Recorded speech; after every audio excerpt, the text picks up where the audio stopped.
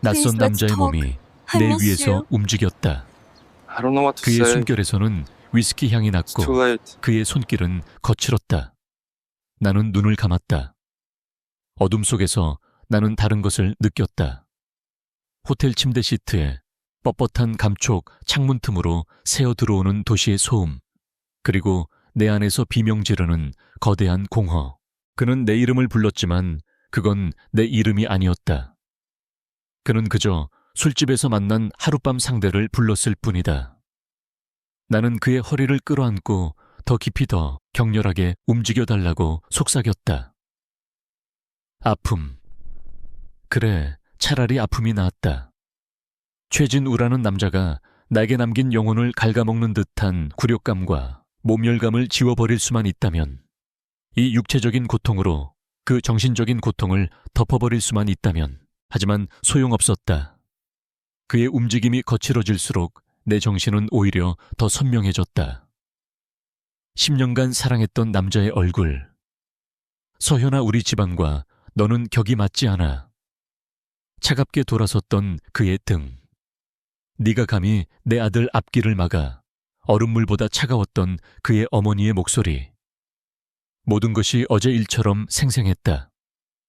나는 버려졌다. 10년의 세월이, 나의 헌신이, 나의 사랑이, 피아니스트의 꿈까지 포기했던 내 모든 것이 단 한마디로 부정당했다. 남자가 내 어깨에 얼굴을 묻으며 절정에 달했을 때 나는 텅 빈 눈으로 천장을 바라보았다. 아무것도 느껴지지 않았다. 쾌락도 안도감도. 오직 더 깊어진 자기 혐오와 텅 빈 공허함만이 파도처럼 밀려왔다. 나는 그가 잠든 것을 확인하고 소리 없이 침대에서 빠져나왔다. 흩어진 옷을 주워 입고 지갑에서 현금 몇 장을 꺼내 침대 옆 테이블에 놓아두었다. 화대.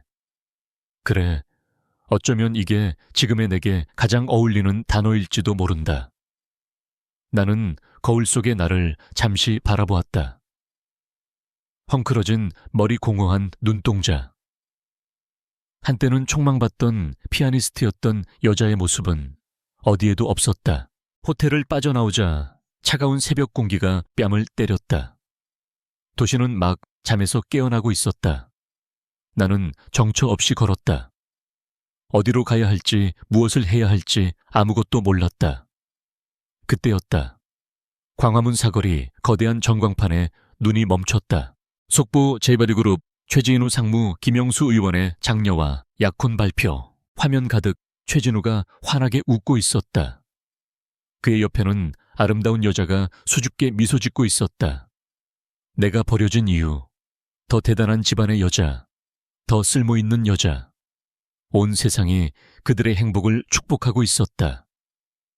그리고 나는 이 도시의 한복판에서 그들의 행복을 증명하는 가장 비참한 증거가 되어 서 있었다. 다리에 힘이 풀려 주저앉을 뻔했다.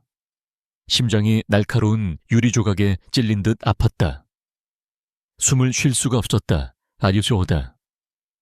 주변의 모든 소음이 멀어지고 내 세상은 완벽한 침묵 속에서 무너져 내렸다. 얼마나 걸었는지 모르겠다. 정신을 차렸을 때 나는 내 허름한 오피스텔 앞에 서 있었다. 내 초라한 현실을 비웃기라도 하던 그 앞에는 번쩍이는 검은색 세단 한 대가 서 있었다. 영화에서나 볼 법한 압도적인 존재감을 뿜어내는 차였다. 내가 멍하니 서 있자 차에서 완벽한 수트 차림의 남자가 내렸다. 그는 내게 다가와 정중하게 고개를 숙였다. 이서연 씨 되십니까? 나는 경계하며 고개를 끄덕였다. 남자는 군더더기 없는 동작으로 두꺼운 서류 봉투 하나를 내밀었다. 고급스러운 종이의 질감이 손끝에 느껴졌다. 저희 회장님께서 이서연 씨께 제안을 하고 싶어 하십니다. 회장님이라니요. 누구시죠? TK그룹의 강태준 회장님이십니다. 강태준.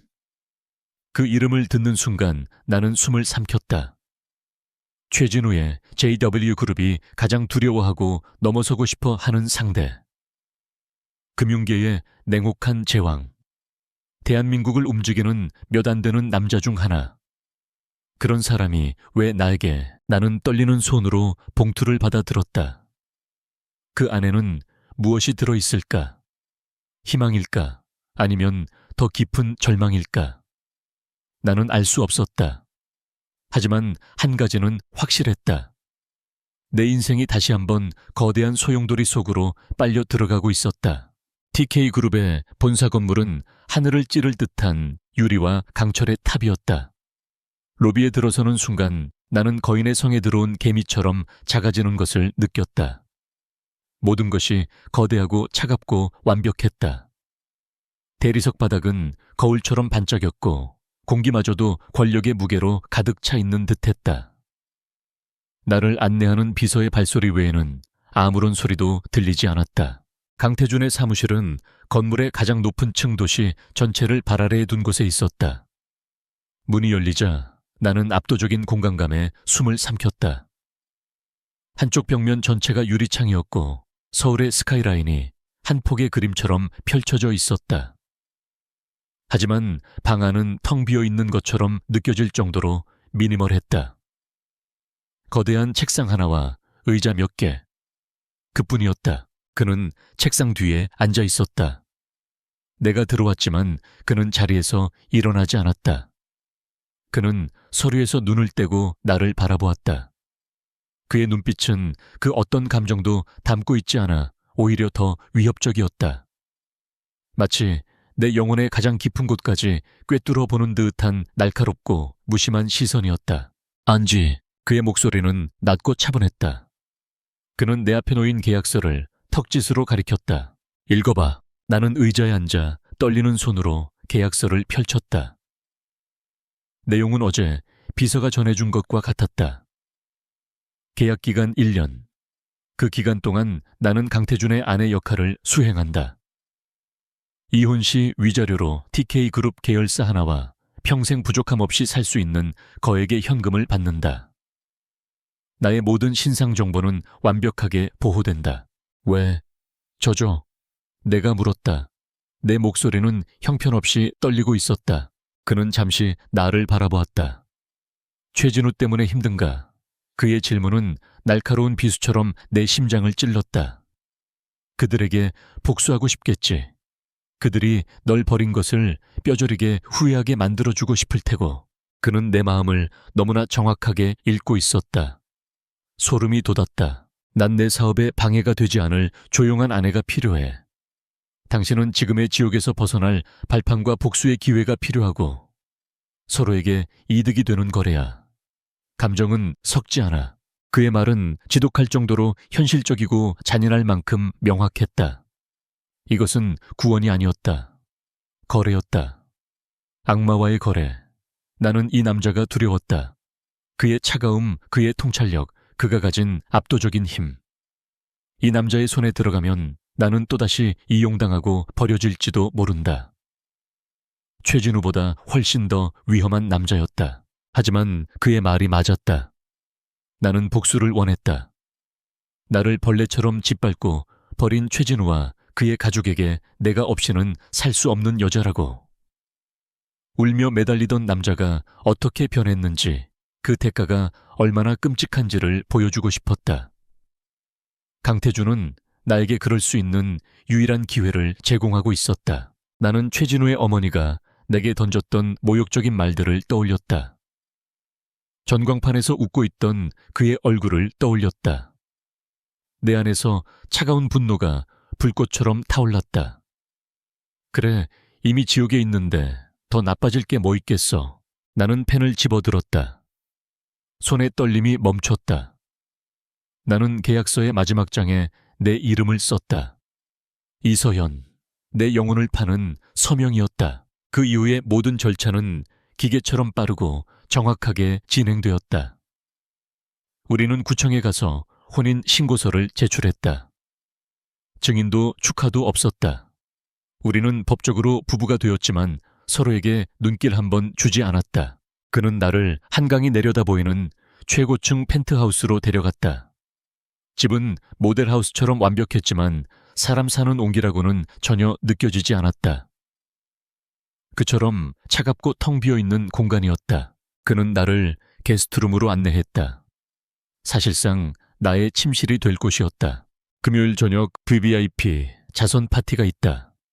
우리의 첫 공식 석상이 될 거야. 필요한 모든 건 김 비서가 준비해 줄 거다. 내 역할 제대로 하도록. 그것이 그가 남긴 말의 전부였다. 그는 자신의 서재로 향하는 복도 저편으로 사라졌고 나는 거대한 펜트하우스에 홀로 남겨졌다. 나는 통유리창 앞으로 다가가 서울의 야경을 내려다보았다. 수만 개의 불빛이 보석처럼 반짝였다. 아름다웠지만 그 어느 것 하나 나를 위한 빛은 없었다. 나는 방금 악마에게 내 영혼을 팔았다. 그리고 이제 쇼가 시작될 시간이었다. 금요일 저녁 펜트하우스는 분주한 스타일리스트와 메이크업 아티스트들로 가득 찼다. 나는 그들 손에 맡겨진 마네킹처럼 멍하니 앉아 있었다. 그들이 입혀주는 드레스, 그들이 채워주는 보석. 이것은 아름다움을 위한 치장이 아니었다. 오늘 밤 내가 입는 것은 갑옷이었다. 내가 짊어지는 것은 무기였다. 거울 속에는 낯선 여자가 서 있었다. 눈부신 다이아몬드 목걸이를 하고 몸의 곡선을 대담하게 드러내는 실크 드레스를 입은 여자. 슬픔과 굴욕은 두꺼운 화장 뒤에 감추었다. 완벽한 강태준의 아내. 그게 오늘 나의 역할이었다. 모든 준비가 끝났을 때 강태준이 드레스룸으로 들어왔다. 그는 흠잡을 데 없는 턱시도 차림이었다. 평소의 냉정함에 압도적인 카리스마가 더해져 그는 마치 어둠의 군주처럼 보였다. 그의 시선이 잠시 내게 머물렀다. 그의 무표정한 얼굴에 아주 미세한 변화가 스쳐 지나갔다. 놀라움인지 아니면 단순한 만족감인지 알 수 없었다. 가자. 그는 짧게 말하고 내게 팔을 내밀었다. 나는 그의 팔짱을 꼈다. 그의 단단한 팔 근육과 값비싼 원단 아래로 전해지는 천이 느껴졌다. 그는 내게 단 한 가지만을 지시했다. 내 옆에만 있어. 불필요한 말은 하지 말고. 파티가 열리는 호텔 연회장에 들어서는 순간 수많은 카메라 플래시가 폭죽처럼 터졌다. 그동안 베일에 쌓여있던 TK그룹 강태준 회장의 아내. 그들의 호기심 어린 시선과 수군거림이 피부에 와닿는 듯 했다. 나는 나도 모르게 몸을 움츠렸다. 그때 강태준의 손이 내 허리를 부드럽게 감쌌다. 그의 행동은 작았지만 그 안에는 내 사람이니 함부로 대하지 말라. 는 무언의 경고가 담겨 있었다. 이상하게도 그의 곁에서는 세상의 모든 시선이 그다지 두렵지 않았다. 우리는 수많은 재계와 정계의 거물들과 인사를 나누었다. 나는 그의 지시대로 입가에 희미한 미소를 띤 채 조용히 그의 옆을 지켰다. 모든 것이 연극처럼 느껴졌다. 그리고 마침내 그 순간이 왔다. 샴페인 잔을 들고 돌아서는 순간 나는 그와 마주쳤다. 최진우. 그는 그의 새로운 약혼녀와 함께 서 있었다. 시간이 멈춘 듯 했다. 내 심장이 바닥으로 곤두박질 치는 소리가 들렸다. 그는 나를 보고 그대로 굳어버렸다. 그의 눈에는 노골적인 충격과 불신이 가득했다. 그의 시선은 내게서 내 옆에 선 강태준에게로, 그리고 강태준의 손이 놓인 내 허리로 옮겨갔다. 그의 얼굴이 분노와 질투로 일그러지는 것을 보는 것은 기묘한 쾌감을 주었다. 그는 약혼녀에게 무언가 핑계를 대고 우리 쪽으로 걸어왔다. 그의 걸음걸이는 어딘가 부자연스러웠다. 서현아, 여기서 보게 될 줄은 몰랐네. 그의 목소리는 애써 태연한 척했지만 미세하게 떨리고 있었다. 그는 강태준을 애써 무시하며 내게만 말을 걸었다. 그의 그 오만한 태도, 마치 내가 여전히 자신의 소유물인 것처럼 구는 그 역겨운 자신감. 그런 남자랑은 어울리지 않게 그가 강태준을 턱짓으로 가리키며 비아냥거렸다. 내가 무어라 대꾸하기도 전에 강태준이 움직였다. 그는 내 허리를 감싼 손에 힘을 주어 나를 자신의 품으로 더 가까이 끌어당겼다. 우리의 몸이 완전히 밀착되었다. 그의 행동은 노골적인 소유욕의 표현이었다. 그는 최진우를 쳐다보았다. 아무 말도 하지 않았다. 그의 눈에는 그 어떤 감정도 담겨 있지 않았다. 마치 길가의 돌멩이를 보는 듯한 완벽한 무시. 그 침묵은 그 어떤 욕설보다 더 모욕적이었다. 그리고 그는 내 귓가에 입술을 가져와 오직 나만이 들을 수 있는 목소리로 속삭였다. 지루하군. 그만 나갈까. 그는 최진우에게 눈길 한 번 더 주지 않고 나를 데리고 그 자리를 떠났다. 나는 그의 품에 안긴 채 내 등 뒤에 얼어붙어 있는 최진우의 시선을 느낄 수 있었다. 통쾌했다. 하지만 그것보다 더 강렬한 감정이 내 마음을 흔들었다. 그의 품에 안겨 연회장을 걸어 나오며 나는 떨고 있었다. 두려움 때문이 아니었다. 그의 단단한 몸, 나를 보호하듯 감싼 그의 팔. 이 모든 것이 영이라는 것을 알았다. 그는 그의 자존심, 그의 소유물을 지켰을 뿐이다. 하지만 파혼을 당하고 세상의 비웃음거리가 된 이후로 누군가가 내 앞에서 나를 지켜준 것은 처음이었다. 혼자서 모든 것을 감당해야 했던 지옥 같은 시간 속에서 처음으로 느껴보는 안정감이었다. 비록 가짜일지라도 자선 파티에서의 통쾌한 복수극은 짧은 꿈과 같았다. 파티가 끝나고 펜트하우스로 돌아오자 강태준은 다시 원래의 얼음 가면을 썼다. 그는 내게 아무 말도 하지 않았고 그날 이후 우리는 다시 투명인간처럼 서로를 스쳐 지나갔다. 그가 내 허리를 감쌌던 손의 온기는 하룻밤의 신기루처럼 사라졌다. 복수의 짜릿함이 사라진 자리에는 더 깊은 고독이 찾아왔다. 이 넓고 텅 빈 집은 나의 새로운 감옥이었다. 낮에는 창밖의 도시를 멍하니 내려다보았고 밤에는 잠들지 못하고 뒤척였다. 먼지가 덮인 피아노는 과거의 내 모습을 내가 포기했던 꿈을 조롱하는 듯 했다. 나는 다시 한번 깨달았다. 나는 최진우의 약혼녀라는 자리에서 강태준의 아내라는 더 화려한 자리로 옮겨왔을 뿐 여전히 누군가의 장식품에 불과했다. 더 비싸고 더 그럴듯해 보이는 장식품. 그러던 어느 날 밤이었다. 잠들기 위해 무심코 인터넷 뉴스 기사를 넘겨보던 나는 그날 파티에 대한 기사를 발견했다. TK그룹 강태준 회장, 미모의 아내와 첫 공식 석상. 베일에 쌓여있던 재벌가 안주인 그녀는 누구인가. 기사 아래에는 수많은 댓글이 달려있었다. 전 약혼녀는 어쩌고 돈 보고 갈아탔네. 최진우 상무랑 10년 사귀고 파혼당했다던데. 뭔가 문제가 있으니 파혼당했겠지. 딱 봐도 야망 넘치게 생겼다. 강태준 회장이 여자 보는 눈이 없으시네. 날카로운 활자들이 비수처럼 날아와 내 심장에 박혔다. 숨이 턱 막혔다. 그래, 세상은 나를 이렇게 보고 있었다. 버려진 여자 돈에 영혼을 판 여자. 최진우의 어머니가 내 뺨을 때리며 소리치던 목소리가 귓가에 울렸다. 근본도 없는 것, 네가 감히 내 아들의 인생을 망쳐. 그 순간 펜트하우스의 화려한 벽이 나를 향해 무섭게 좁혀오기 시작했다. 공기가 희박해졌다. 나는 목을 조르는 보이지 않는 손에 붙잡힌 듯 숨을 헐떡였다. 심장이 미친 듯이 뛰어 귀가 먹먹했고 손끝이 차갑게 저려왔다. 안 돼, 또 시작이다. 나는 바닥에 주저앉아 무릎 사이에 얼굴을 묻었다. 제발 멈춰. 멈춰줘.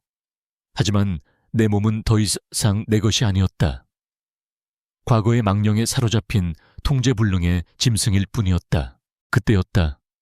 현관문이 열리는 소리가 들렸다. 늘 자정이 넘어서야 들어오던 강태준이었다. 그는 서류를 검토하며 거실로 들어서고 있었다. 김비서, 내일 오전 일정 전부 취소해. JW그룹 관련해서. 그의 날카로운 목소리가 말을 잇지 못하고 뚝 끊겼다. 바닥에 웅크린 채 가쁜 숨을 몰아쉬는 나를 발견한 것이다. 나는 그가 다가오는 것을 느꼈다. 그의 구둣발 소리가 내 공포를 더욱 증폭시켰다. 그는 분명 나를 경멸할 것이다. 이렇게 나약하고 볼품없는 모습을. 계약 위반이라고 당장 쫓아낼지도 모른다. 지금 뭐 하는 거지? 그의 목소리는 예상대로 차가웠다. 짜증이 섞여 있었다. 그는 감정적인 혼란을, 특히나 이런 식의 통제불능 상태를 혐오하는 남자였다. 나는 대답할 수 없었다. 그저 덜덜 떨며 숨을 들이키기 위해 애썼다. 그가 내 앞에 쪼그리고 앉는 것이 느껴졌다. 나는 더욱더 몸을 웅크렸다. 이서현. 그가 내 이름을 불렀다. 하지만 그의 목소리에는 더 이상 짜증이 섞여 있지 않았다. 그는 내 얼굴을 보았을 것이다. 이성이나 연기가 아닌 순수한 공포에 질린 내 얼굴을. 그는 내가 쇼를 하는 것이 아니라는 것을, 내가 정말로 부서지고 있다는 것을 깨달았을 것이다. 그는 잠시 말이 없었다. 어찌할 바를 모르는 듯한 짧은 침묵이었다. 이성으로 모든 것을 통제하는 그에게 나의 상태는 이해할 수 없는 미지의 영역이었을 것이다. 숨을 쉬어. 한참 만에 그가 입을 열었다. 그의 목소리는 여전히 어색하고 딱딱했지만 이상하게도 차분했다. 나를 봐. 바닥은 대리석이야. 저건 소파고 저건 테이블이다. 여긴 내 집이야. 당신은 안전해. 그는 눈앞에 보이는 사물들의 이름을 하나씩 불렀다. 감정이라고는 조금도 섞이지 않은 무미건조한 톤이었다. 하지만 그 무미건조함이 오히려 혼돈에 빠진 내 정신을 붙잡는 닻이 되어 주었다. 나는 그의 말에 따라 주변을 둘러보았다. 소파 테이블, 창밖의 야경. 그의 목소리가 현실의 좌표가 되어 나를 과거의 악몽에서 서서히 끌어내 주었다. 얼마나 지났을까? 발작적인 호흡이 점차 안정을 되찾았다. 공황 상태가 지나간 자리에는 극심한 피로감과 함께 지독한 수치심이 밀려왔다. 나는 그에게 내 가장 비참한 밑바닥을 보이고 말았다. 그는 아무 말 없이 일어나 주방으로 향했다. 그리고 잠시 후 물이 담긴 유리잔을 들고 돌아와 내 앞 테이블에 내려놓았다. 그 행동에는 어떤 동정이나 위로도 담겨 있지 않았다. 그저 필요한 것을 제공하는 지극히 사무적인 행위였다. 쉬도록. 그는 그 말만 남기고 자신의 서재로 들어가 버렸다.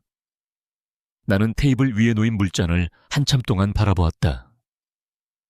차가운 유리잔 표면에 맺힌 물방울들. 그의 얼음장 같은 갑옷에 아주 미세한 균열이 생겨난 것 같았다.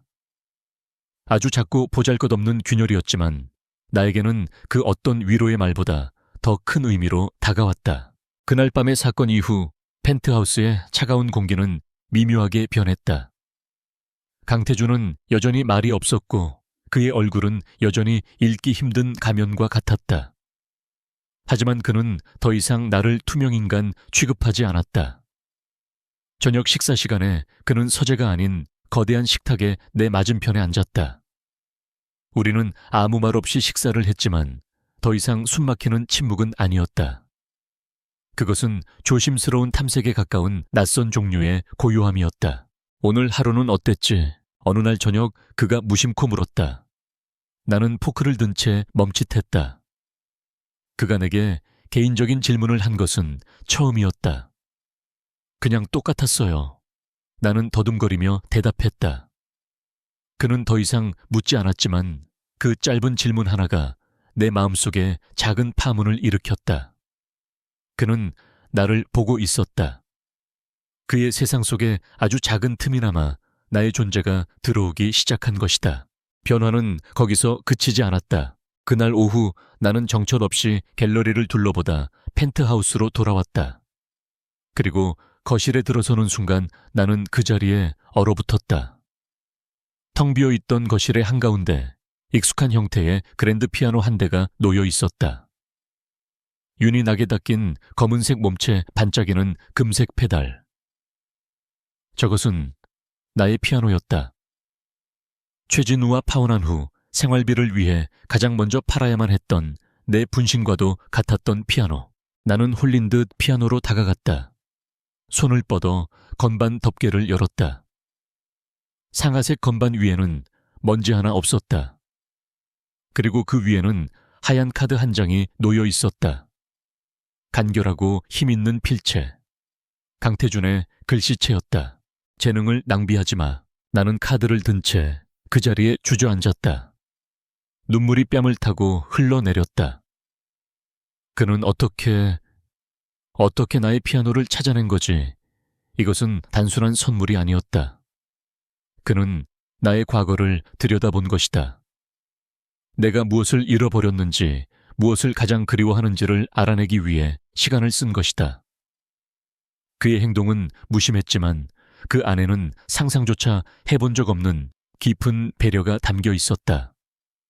얼음장 같던 그의 갑옷 아래 아주 작은 온기가 숨겨져 있었다. 나는 한참을 울었다.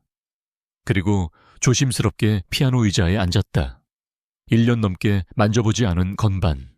손가락이 굳어 어색했다. 하지만 건반 위에 손을 올리자 내 몸은 모든 것을 기억하고 있었다. 나는 눈을 감고 쇼팽의 녹턴을 연주하기 시작했다. 나의 슬픔, 나의 외로움, 그리고 아주 희미하게 피어오르는 작은 희망까지 모든 감정을 선율에 실어보냈다.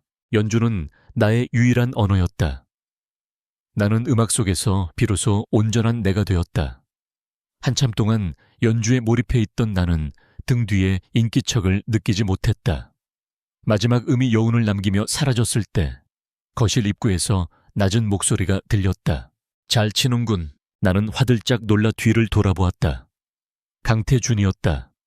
언제부터 와 있었는지 그는 팔짱을 낀 채 문에 기대어 나를 보고 있었다. 그의 얼굴은 여전히 무표정했지만 그의 눈빛은 달랐다. 그 눈에는 동정이 아니었다. 값비싼 장식품을 보는 눈도 아니었다. 그것은 한 아티스트의 재능을 향한 순수한 경의와 감탄이었다. 그는 나의 상처가 아닌 나의 빛을 보고 있었다. 그는 더 이상 아무 말도 하지 않았다. 그저 나를 잠시 바라보다가 짧게 고개를 끄덕이고는 자신의 서재로 향했다. 하지만 그 짧은 순간 우리는 그 어떤 대화보다 더 깊은 교감을 나누었다. 그는 나의 잊혀진 멜로디를 되찾아 주었고 나는 그의 얼어붙은 세상에 처음으로 작은 선율을 선물했다. 나는 피아노를 그리고 그가 사라진 서재 문을 번갈아 바라보았다. 이 지옥 같은 계약 결혼 속에서 아주 작은 희망의 불씨가 피어오르고 있었다. 피아노가 돌아온 이후 나는 조금씩 나 자신을 되찾아가고 있었다. 음악은 나의 상처를 어루만지는 유일한 연고였고 텅 비었던 펜트하우스는 나의 선율로 채워지기 시작했다. 강태준과의 관계 역시 조용하지만 의미 있는 변화를 겪고 있었다. 우리는 여전히 말이 없었지만 때로는 그가 서재 문을 열어놓고 나의 연주를 듣는다는 것을 알고 있었다. 그것으로 충분했다. 나는 위태롭지만 소중한 평화를 얻었다. 하지만 그 평화는 최진우라는 과거의 망령에 의해 산산조각 났다. 시작은 문자 메시지였다. 서연아, 얘기 좀 해. 나는 무시하고 번호를 차단했다. 그러자 모르는 번호로 전화가 오기 시작했다. 받지 않으면 음성 메시지가 쌓였다. 그의 목소리는 애원과 후회로 가득 차 있었지만 내게는 소름 끼치는 소음일 뿐이었다. 어느 날 오후 펜트하우스로 거대한 꽃다발이 배달되었다. 내가 가장 좋아하던 이제는 기억하고 싶지도 않은 프리지어였다. 카드에는 익숙한 그의 필체가 적혀 있었다. 내가 어리석었어. 용서해줘. JW. 나는 김비서에게 꽃을 당장 버려달라고 부탁했다. 역겨웠다. 그의 후회는 사랑이 아니었다. 빼앗긴 장난감을 되찾고 싶어 하는 어린아이의 억지이자 훼손된 자존심을 향한 집착일 뿐이었다. 그는 나를 사랑한 적이 없었다. 그는 그저 자신의 옆에 서 있는 트로피로서의 나를 사랑했을 뿐이다. 하지만 그는 포기하지 않았다. 며칠 후 나는 악보를 사기 위해 잠시 외출했다. 그리고 서점 주차장에서 그가 내 앞을 막아섰다. 수척해진 얼굴, 붉게 충혈된 눈. 그는 예전에 자신만만하던 모습은 온데간데 없었다. 서연아, 제발 내 말 좀 들어줘. 할 말 없어. 비켜. 나는 그를 지나치려 했지만 그는 내 앞을 막아섰다. 그의 입에서 쏟아져 나오는 말들은 변명과 자기 연민, 그리고 교묘한 책임 전가로 가득 차 있었다. 강태준 같은 남자랑 행복할 리가 없잖아. 그 남자는 널 이용하는 거야. 넌 나한테 돌아와야 해. 우리가 함께한 10년이 있잖아. 그 10년을 버린 건 너야. 내 목소리는 얼음처럼 차가웠다. 내 냉정한 태도에 그의 표정이 일그러졌다. 애원이 분노로 변하는 것은 순식간이었다. 그는 거칠게 내 손목을 잡아챘다. 이서현, 넌 내 여자야. 언제나 그랬어. 내 허락 없이는 아무데도 못 가. 그의 소나기 힘에 손목이 아팠다. 나는 공포에 질려 그를 뿌리치려 했지만 그는 더 세게 나를 붙잡았다. 바로 그때였다. 손 놓으시죠. 어디선가 나타난 검은 양복의 남자 2명이 최진우의 양팔을 붙잡았다. 강태준의 경호원들이었다. 내가 외출할 때마다 그는 아무 말 없이 사람을 붙여 나를 지키고 있었던 것이다. 최진우는 당황하며 욕설을 내뱉었지만 전문적으로 훈련받은 그들의 상대가 되지 못했다. 나는 경호원들의 보호를 받으며 차에 올랐다. 룸미러를 통해 홀로 남겨져 분노에 찬 얼굴로 나를 노려보는 최진우의 모습이 보였다. 그날 밤 강태준은 평소보다 일찍 돌아왔다. 그는 아무 말도 하지 않았지만 펜트하우스의 공기는 그의 분노로 인해 얼어붙을 듯했다. 그는 곧장 내게로 걸어왔다. 그리고는 부드럽게 하지만 단호하게 내 손을 들어 올렸다. 최진우가 붙잡았던 내 손목에는 희미하게 붉은 자국이 남아 있었다. 그는 붉은 자국을 차가운 눈으로 내려다보았다. 그의 얼굴에서 모든 감정이 사라졌다. 폭풍 전의 고요함. 그것은 내가 지금껏 본 그의 모습 중 가장 무서운 모습이었다. 그는 내 손목에서 눈을 떼고 나를 바라보았다.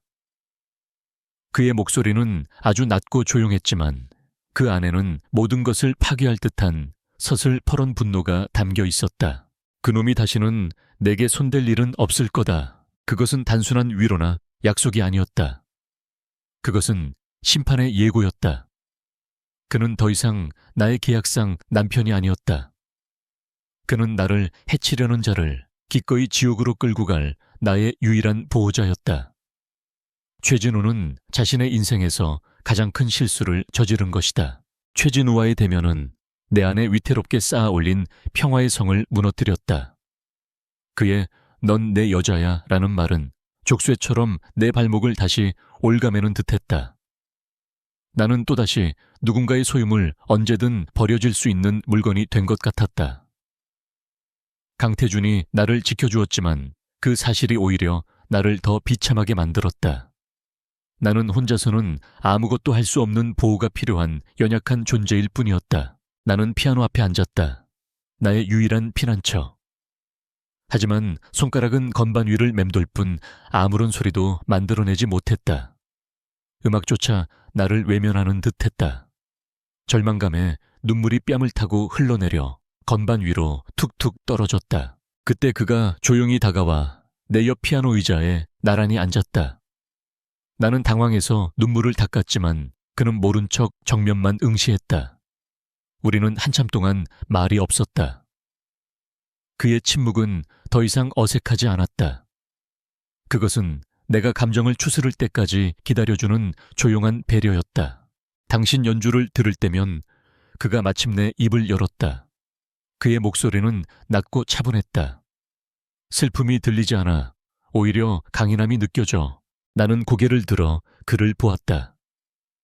그는 여전히 정면을 보고 있었지만 그의 말은 정확히 나를 향하고 있었다. 초해진우 같은 멍청이는 평생 들어도 이해하지 못할 그런 종류의 힘이지. 그는 잠시 말을 멈추고 고개를 돌려 처음으로 내 눈을 똑바로 쳐다보았다. 그의 깊은 눈동자 안에는 그 어떤 동정도 없었다. 오직 흔들림 없는 확신만이 담겨 있었다.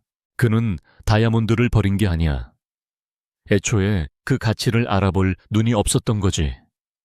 그건 그의 손실이야. 당신의 손실이 아니라. 그의 말이 내 심장에 박혔다. 지난 10년간 그리고 파혼당한 이후로 단 한 번도 들어보지 못했던 말, 나의 가치를, 나의 존재 자체를 인정해 주는 말. 그는 내가 가장 듣고 싶었던 말을 가장 필요한 순간에 해주었다.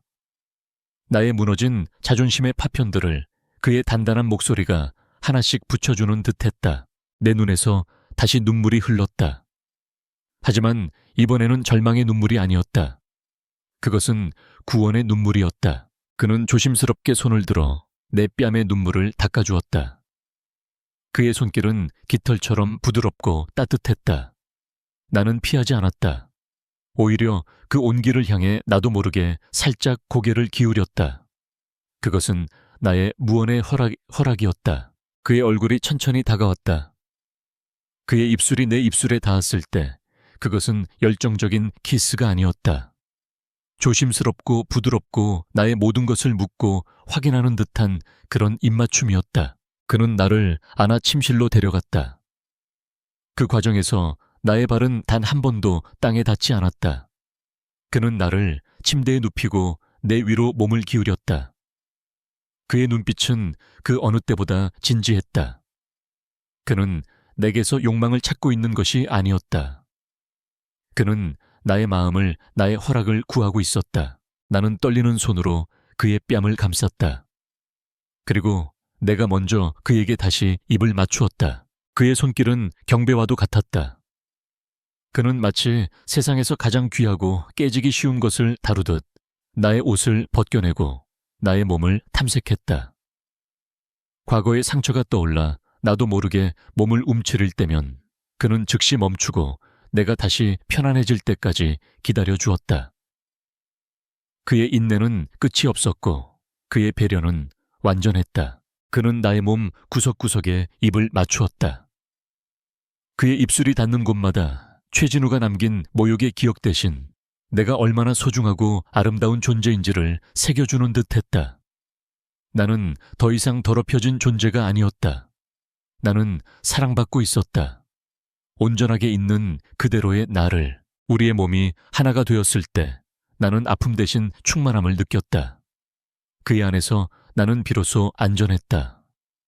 과거의 악몽도 미래의 불안도 없는 오직 그의 천과 심장 박동만이 존재하는 완전한 현재. 나는 그의 품에 안겨 마음껏 울었다. 묵은 상처가 터져 나오는 해방의 울음이었다. 그날 밤 나는 처음으로 육체적인 관계를 통해 영원히 치유될 수 있다는 것을 깨달았다. 그는 나를 안고 잠이 들었다. 그의 품은 세상에서 가장 안전한 요새였다. 그는 나의 침묵 속에서 멜로디를 발견했고 나의 절망 속에서 나를 구원했다. 이 악마와의 계약은 어쩌면 내 생의 가장 큰 축복이었을지도 모른다. 다음 날 아침 우리는 같은 침대에서 눈을 떴다. 더 이상 계약상의 부부가 아니었다. 우리는 서로의 가장 깊은 상처와 비밀을 공유한 그보다 훨씬 더 끈끈한 무언가로 묶여 있었다. 그가 나를 바라보는 눈빛에는 더 이상 비즈니스적인 계산이나 냉정함이 없었다. 그 자리에는 오직 부드러운 온기와 무언가를 지키려는 듯한 굳은 결의만이 담겨 있었다. 아침 식사 테이블에서 그는 나에게 말했다. 그의 목소리는 조용했지만 그 안에는 왕의 선포와도 같은 무게가 실려 있었다. JW 그룹을 끝낼 거야. 당신을 아프게 한 모든 것들 내가 전부 지워버릴 거다. 그것은 질문이 아니었다. 통보였다. 나는 그를 바라보며 조용히 고개를 끄덕였다. 그 순간 나는 더 이상 그의 결정에 두려움을 느끼지 않았다. 오히려 내 편이 되어 기꺼이 전쟁을 치러줄 그의 존재에 깊은 안정감을 느꼈다. 그날 이후 강태주는 움직이기 시작했다. 나는 그의 펜트하우스라는 가장 가까운 관람석에서 한 왕국이 무너지는 광경을 실시간으로 목격했다. 그는 더 이상 자신을 억제하지 않았다. 금융계의 제왕은 자신을 거스른 자들에게 자비 없는 분노를 쏟아내기 시작했다. 시작은 경제 뉴스에서였다. JW 그룹의 주가가 매일같이 곤두박질 쳤다. 핵심 계열사들의 해외 자금줄이 막히고 수십 년간 이어온 파트너십이 하루아침에 파기되었다. 최진우의 아버지가 백방으로 뛰어다니며 사태를 수습하려 했지만 보이지 않는 거대한 손이 그들의 모든 퇴로를 막고 있었다. 그 손의 주인이 누구인지 나는 알고 있었다. 강태준은 낮에는 TK그룹의 회장으로서 냉철하게 전장을 지휘했다. 그는 수많은 전화와 화상회의를 통해 그의 제국을 움직여 JW그룹의 숨통을 메터디컬하게 조였다. 나는 그의 서재 밖에서 그의 차갑고 무자비한 목소리를 들었다. 적에게 그는 악마 그 자체였다. 그의 전략은 치밀했고 그의 공격은 자비가 없었다. 하지만 그런 그가 서재 문을 열고 나와 나를 볼 때면 그는 순식간에 다른 사람이 되었다. 전쟁터의 왕은 사라지고 오직 나를 걱정하는 한 남자만이 남아 있었다. 그는 피곤한 얼굴로 내게 다가와 말없이 나를 안아주었고 내 머리카락에 입을 맞추었다. 그의 품에 안겨 있으면 세상의 모든 소음이 멀어지는 것 같았다. 나는 그의 이중적인 모습이 두렵지 않았다. 오히려 그의 그 잔인함의 이유가 나라는 사실에 기묘한 소속감과 함께 더 깊은 사랑을 느꼈다. 그의 분노는 나를 향한 그의 마음을 보여주는 가장 확실한 증거였다. 어느 날 밤 나는 그에게 물었다. 이렇게까지 괜찮은 건가요? 그는 잠시 나를 바라보았다. 그의 눈빛이 깊어졌다. 그들은 단순히 네 마음에 상처를 준 게 아니야, 서연아. 그들은 내 영혼을 파괴하려고 했어. 너라는 존재 자체를 부정했지. 그런 자들에게 용서란 없어. 오직 대가만이 있을 뿐이다. 그의 말에서 나는 그가 단순히 나의 복수를 대신해 주는 것이 아님을 깨달았다. 이것은 또한 그의 전쟁이기도 했다. 그가 소중히 여기는 것을 감히 건드린 자들에 대한 그의 방식의 응징. 전쟁은 생각보다 훨씬 더 빨리 끝났다. 한 달도 차에 되지 않아 JW그룹은 최종 부도를 선언하고 법정 관리에 들어갔다. 최진우 일가가 수십 년간 쌓아 올린 성은 허무하게 무너져 내렸다. 뉴스에서는 연일 그들의 비리와 몰락에 대해 떠들어댔다. 나는 TV 화면을 멍하니 바라보았다. 그리고 내 옆에 선 강태준을 올려다보았다. 그는 승리감에 도취해 있지 않았다. 그의 얼굴에는 그저 모든 것을 끝냈다는 담담한 표정만이 어려 있었다. 그는 나를 파괴하려 했던 세상을 정말로 지워버린 것이다. 나는 그의 허리를 감싸 안았다. 그는 그런 나를 말없이 하지만 강하게 마주 안아주었다. 이 남자는 나를 위해 기꺼이 악마가 되어주었다. 나는 이 남자를 내 목숨을 다해 사랑하게 될 것임을 직감했다. JW그룹의 몰락 이후 세상은 시끄러웠지만 우리의 시간은 조용히 흘러갔다. 나는 다시 피아노 앞에 앉았다. 더 이상 슬픔을 연주하지 않았다. 내 손끝에서 태어나는 멜로디는 때로는 잔잔했고 때로는 희망에 차 있었다. 강태준은 그런 나를 묵묵히 지켜봐 주었다. 우리는 서로의 일상이 되었고 서로의 안식처가 되었다. 흉터는 아직 남아 있었지만 더 이상 아프지는 않았다. 그러던 어느 날 오후였다. 펜트하우스의 인터폰이 울렸다. 1층 로비의 경호실이었다. 사모님 최진우 씨라는 분이 찾아와서 꼭 뵙고 싶다고 합니다. 목숨이 걸린 일이라고. 최진우.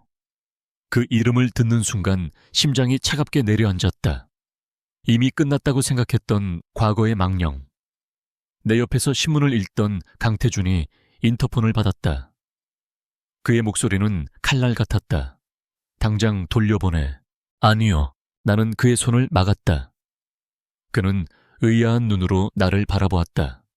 나는 그를 보며 처음으로 흔들림 없는 목소리로 말했다. 만나게 해주세요. 제 손으로 끝내야 할 일이 있어요. 그는 내 눈에서 결심을 읽었다. 그는 잠시 나를 바라보다가 짧게 고개를 끄덕였다. 우리는 거실 소파에 앉아 그를 기다렸다. 강태준은 내 옆이 아닌 창가에 서서 도시를 내려다보고 있었다. 그는 내게 무대를 온전히 내주었지만 보이지 않는 벽이 되어 나를 지키고 있었다. 나는 이상하리만큼 차분했다. 잠시 후 엘리베이터 문이 열리고 최진우가 들어왔다. 나는 그를 보고 순간 숨을 멈췄다. 내가 알던 언제나 완벽하고 오만하던 최진우는 없었다. 구겨진 양복 며칠은 면도도 하지 않은 듯한 덥수룩한 턱, 그리고 모든 것을 잃어버린 남자의 공허한 눈. 그는 이 거대한 펜트하우스의 위용에 압도당한 듯 잠시 멈칫하다가 나를 발견하고는 다가왔다. 그리고 그는 내 앞에서 무릎을 꿇었다. 서현아. 그의 목소리는 갈라져 있었다. 내가 다 잘못했어. 용서해줘. 제발. 그는 울고 있었다. 하지만 그의 눈물은 내 마음을 조금도 움직이지 못했다. 어머니가 시키는 대로 했을 뿐이야. 나는 널 버리고 싶지 않았어. 단 한순간도 널 잊은 적이 없어. 나는 그의 자기 연민으로 가득 찬 변명을 조용히 들었다. 그가 내 손을 잡으려 했지만 나는 차갑게 피했다. 사랑해, 서현아. 이제야 깨달았어. 내가 정말 사랑했던 건 너뿐이었어. 제발. 강태준 회장한테 말 좀 해줘. 여기서 멈춰달라고. 우리 다시 시작하자. 그의 구차한 고백이 끝났을 때 나는 자리에서 일어났다. 그리고 무릎 꿇은 그를 내려다보았다. 한때는 내 세상의 전부였던 남자. 지금은 그저 가련한 패배자일 뿐이었다. 내 온 날 사랑하지 않아, 진우야. 내 목소리는 잔잔했지만 그 어떤 비명보다 단호했다. 넌 네가 잃어버린 것들을 사랑하는 거야. 너를 위해 모든 걸 포기하고 너를 대단한 사람으로 만들어주던 여자를 그리워하는 거지. 넌 내게 상처 준 걸 미안해하는 게 아니야. 네가 가진 모든 걸 잃어버린 게 억울한 거지. 그의 눈이 충격으로 흔들렸다. 난 이제 널 원망하지 않아. 나는 말을 이었다. 아무 감정도 없어. 오히려 고마워해야 할까. 네가 날 버려준 덕분에 나는 비로소 자유로워졌으니까. 내 가치를 알아봐주는 사람, 내가 그의 자존심을 채워주기 위해 존재하는 게 아니라고 말해주는 사람을 만났으니까. 나의 무관심은 그 어떤 증오보다 더 그를 아프게 했을 것이다. 그는 아무 말도 하지 못하고 멍하니 나를 올려다볼 뿐이었다. 그때 창가에 서 있던 강태준이 움직였다. 그는 조용히 내게 다가와 내 어깨를 감쌌다. 그리고 문 앞에 대기하고 있던 경호원들에게 차갑게 말했다. 손님 배웅해드려. 최진우는 경호원들에게 끌려 아무런 저항도 하지 못한 채 쫓겨났다. 텅 빈 거실에는 다시 우리 둘만 남았다. 나는 그가 사라진 문에서 시선을 돌려 강태준을 바라보았다. 그의 눈에는 잘했다는 듯한 따뜻한 격려가 담겨 있었다. 나를 올가매던 과거의 마지막 족쇄가 드디어 끊어졌다. 1년 후 예술의 전당 콘서트홀. 나는 무대 뒤 조명이 닿지 않는 어둠 속에서 깊은 숨을 내쉬었다. 귓게는 관객들의 웅성거림과 마지막 조율을 하는 악기 소리가 섞여 들려왔다. 화려한 드레스는 더 이상 나를 숨기기 위한 갑옷이 아니었다. 그것은 나의 부활을 축하하는 축제의 옷이었다. 오늘 나는 10년 만에 오롯이 피아니스트 이서연으로 무대에 선다. 무대 위로 걸어 나가자 수천 개의 조명이 나를 향해 쏟아졌다. 객석은 어둠에 잠겨 보이지 않았다. 나는 피아노 앞에 앉아 잠시 눈을 감았다. 지난 2년의 시간이 주마등처럼 스쳐 지나갔다. 버려지고 짓밟히고 스스로를 파괴했던 밤들. 그리고 악마의 손을 잡고 그의 얼음 같은 세상 속에서 역설적이게도 나 자신을 되찾았던 날들. 나는 눈을 떴다. 그리고 건반 위에 손을 올렸다. 첫 음이 연주되는 순간 세상의 모든 소음이 사라졌다. 오직 나와 피아노, 그리고 음악만이 존재했다. 나의 손끝에서 태어난 선율은 더 이상 슬프지 않았다. 그것은 고통을 이겨낸 자의 환희였고 절망의 밑바닥에서 피어난 희망의 노래였다. 나는 나를 위해, 나를 버렸던 세상을 위해, 그리고 나를 찾아준 단 한 사람을 위해 연주했다. 마지막 곡에 마지막 음이 여운을 남기며 사라졌을 때 정적을 깨고 폭풍 같은 박수 소리가 터져 나왔다. 나는 자리에서 일어나 객석을 향해 고개를 숙였다. 어둠에 익숙해진 눈에 객석의 모습이 들어왔다. 그리고 그 맨 앞줄 중앙에 앉아있는 그가 보였다. 강태준, 그는 박수도 치지 않고 오직 나만을 바라보고 있었다. 그의 눈에는 그 어떤 가면도 없었다. 오직 나를 향한 무한한 사랑과 눈물겨운 자랑스러움만이 가득 담겨 있었다. 그 눈빛 하나로 충분했다. 세상 모든 사람의 찬사보다 그의 그 눈빛 하나가 내게는 더 큰 의미였다. 우리는 요란한 뒤풀이 파티 대신 우리의 집으로 돌아왔다. 더 이상 차가운 펜트하우스가 아닌 우리의 온기로 가득 찬 정원이 있는 아담한 집이었다. 그곳에는 책과 악보, 그리고 우리가 함께 찍은 사진들이 있었다. 나는 창가에 서서 밤하늘의 달을 바라보았다. 그가 뒤에서 다가와 조용히 나를 안아주었다. 그의 턱이 내 어깨에 와 닿았다. 나는 생각했다. 최준우에게 파혼당했을 때 나는 내 인생이 끝났다고 생각했다. 그것은 세상이 무너지는 듯한 고통이었다. 하지만 이제 와 돌이켜보면 그것은 끝이 아니었다.